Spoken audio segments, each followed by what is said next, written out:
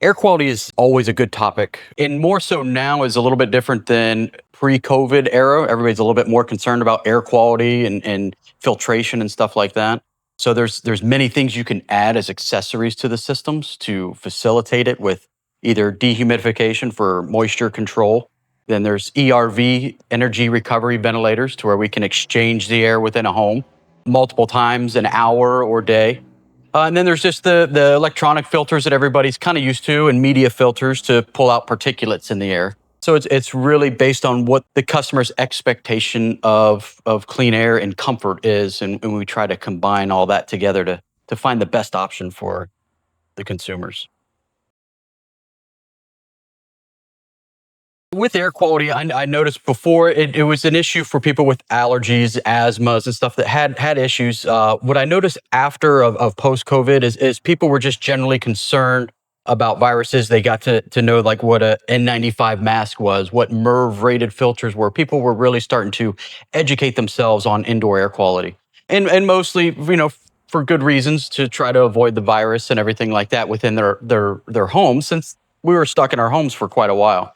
So people started to really educate themselves is what I really noticed. So, we started to really get into it with, air exchanges, outside air. A lot of people wanted that. How do I get more outside air in my home so I'm not breathing the same air over and over again? How can the filtration system do that for me? So we started seeing those questions.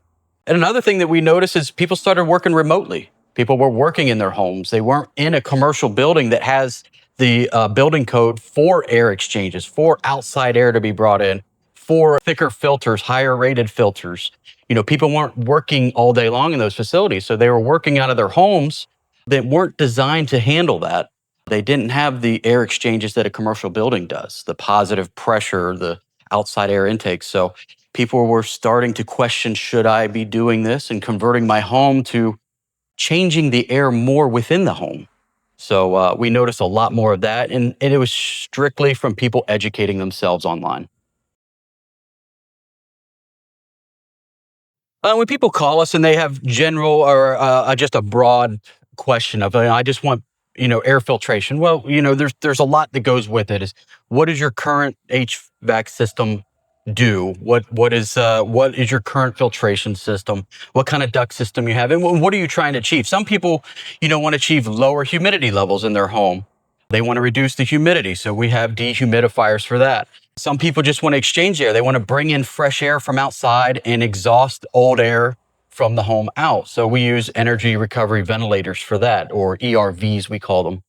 And then other people just want to trap particulates. They got a lot of dust or animals that live in the home, animal dander, animal hair, and stuff like that. And then you get into more the UV, the electronic stuff, that UV bulbs that, either can put off ozone or not put off ozone, O3, to help kill and, capture carbons in the air and stuff, so your filters can pick it up. So we kind of figure out what they're looking for, what they need, and try to tailor it to that, because there's not a silver bullet for every home and for every customer. Your level of comfort is a different definition than my level of comfort. So we have to try to narrow that down the best we can. So behind me here, this is a standard, we call it a whole home dehumidifier. So this is what would lower the percentage of humidity in the home. These are standalone or separate. They're an accessory to your AC unit. So they have duct connections on either end, supply, return, and we hook it up to the existing duct system and the existing AC unit in the house. So what these do is extract more moisture to where you have a separate control to set the humidity level. So you could say, I want to maintain 55% humidity at 76 degrees in the home, and this will help facilitate that. And these can be adapted to existing systems. It doesn't have to be a new AC unit. So they're very universal, and we use a lot of these, especially in the months of August. September is probably our highest sales, because that's when we're the most humid for this region. So these we typically will mount them in the garage, as close to your air handler unit as we can that you have existing. Some are in the attic, some are in closets, mechanical rooms. It varies, but it gets ducted in to the supply and the returns of the house. So when this kicks on to extract moisture, which this one here is 130 pints per day it can remove of water on top of what your AC unit already does. So this is definitely an added bonus. So when customers install these, I find and they find that they can be more comfortable at a warmer temperature in the home because they're controlling the humidity now. So it is a nice accessory to add to the home, and you can run it independently of your AC unit if you'd like. Just run this and dry the air versus having to cool the air. We get a lot of calls, and there's many ways to tackle it.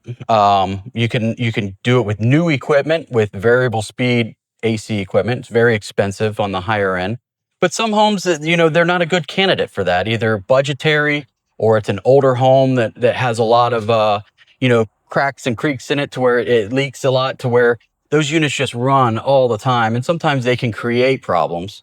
So older homes, built 20 years ago, 30 years ago, sometimes the dehumidifiers lean more favorable for that type of home.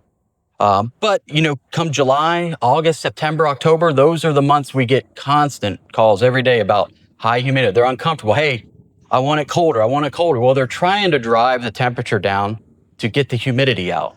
And sometimes it's not a bigger unit or more ductwork or a new unit. Sometimes you just need a little bit of assistance with a whole home dehumidifier to make you feel more comfortable. And usually I find that customers can raise the temperature 1 to 2 degrees in the home and still be just as comfortable. And that in turn saves energy as well. It's really hard to pinpoint because some people are comfortable at a lower temperature than others. So it's such a broad statement to say you're going to save X amount of dollars.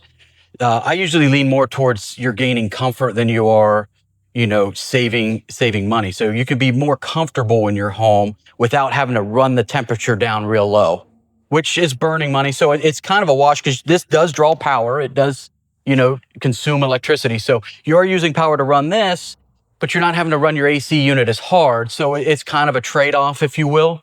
But the gain is the comfort that you get inside the home. Feeling a little bit drier, getting that musty smell out of the house if you have that. So there is plenty of advantages to it. Yeah, you're relieving a lot of the working load of the existing AC unit. It's not having to work as hard to get that moisture out of the air because it's being assisted by a whole house dehumidifier. And a lot of people are familiar with dehumidifiers as the ones that they can buy at the big box stores and to roll around. They got tubs they got to empty and drain and dump out. Those are great on a point of use. These are fully installed and have drain lines to them and everything, and they work independently to where you don't have to do anything but maintain it, which is just a simple filter change, that it has in the side of the unit. So it is filtered air. These pull out, change the filters just like you would an AC unit. We would install the drain lines. We have to get electrical circuits run if there's not one close by. It uses standard plug, 115 volts. So we try to install this as close to one of those as we can. Drain lines, and then the ductwork we install to tie to the existing duct system. So we have a little bit of that with some dampers and stuff in it that operate it. And then we usually always have to change out the thermostat with it and put a new control on that does humidity and temperature, so you can set both. We have that ability. You can do that with zoning systems, or we can do it with the Mitsubishi products, to where you can put air handlers in every room. That's a whole nother style of doing things that we can get into in the future. Our country, where we live in America, it's central heating and air is what everybody's used to. One unit or multiple units to condition the entire home. You get into other parts of the world, in Europe and in the Asia markets, and even in South America, they condition the room that they are in. So it's occupancy. So they usually do the bedrooms, the living room, the kitchen, the big rooms. They don't air condition everything at one time. They air condition what they need in the moment, which is a huge energy savings. So that's just another way to do it. And we do quite a few homes with the Mitsubishi products that condition each room independently of each other. So it's another method to do if the customer wants that level of comfort and that level of control. Yeah, call the office, talk to one of the office staff. They could schedule it up for, based on what the customer is asking for. We send out the guy who is most familiar with that product line, whether it's me or one of my technicians or one of my representatives. It just depends on what the request is, and we send out the guy who's most familiar with those products.